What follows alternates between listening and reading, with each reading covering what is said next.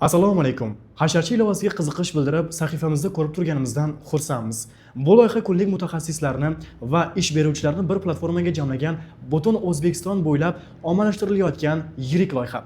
Hozirgi kunda bu loyihamizdan 80 mingdan ortiq foydalanuvchi foydalanmoqda. Ilovani Play Market yoki App Store dan hasharchi deb qidirib yuklab olishingiz mumkin. Ilovani yuklab bo'lgandan so'ng sizda shu oyna ko'rinadi. Pastdagi ro'yxatdan o'tish tugmasini bosib, ro'yxatdan o'tishni boshlaymiz. Agar siz ish beruvchi bo'lsangiz, ish beruvchiman tugmasini, ish qidirayotgan bo'lsangiz, ish qidiryapman tugmasini bosib davom etasiz. Ish beruvchi va ishchining ro'yxatdan o'tish bo'limi xuddi shu ko'rinishda bo'ladi.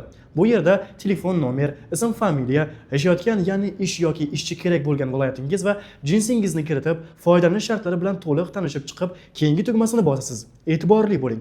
Qaysi hududdan ishchi bo'lib ro'yxatdan o'tgan bo'lsangiz, sizga faqat o'sha hududdagi ishlar ko'rinadi. Kiritgan telefon raqamingizga SMS keladi va SMSda kelgan kodni shu yerga kiritamiz.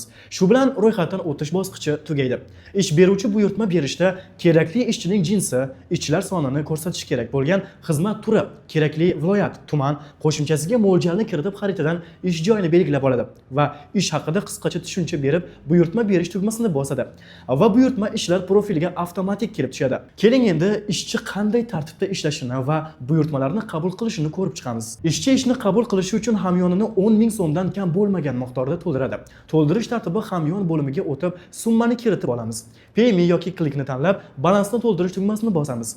Eslatib o'tamiz, har bir buyurtma bir kishi uchun 10 ming so'm. Balansni to'ldirish tugmasi bosilgandan so'ng sizni Payme yoki klik saytining balansni to'ldirish qismiga o'tkazadi va bu yerda karta raqamini kiritib, Aplati tugmasini bosib to'lovni amalga oshirishingiz kerak bo'ladi. Balansni to'ldirib olganingizdan so'ng qabul qilish tugmasini bosasiz va xuddi shunday qo'ng'iroq qilish, buyurtmani bekor qilish va buyurtma bajarildi tugmalari chiqadi. Ish beruvchi bilan bog'lanish uchun qo'ng'iroq qilish tugmasini bosib, ish haqida batafsil ma'lumot olib, narxlarni kelishib olamiz va xaritadan ko'rish tugmasi orqali ish manzilini xaritadan ko'rib olib, ishni bajarishga otlanamiz.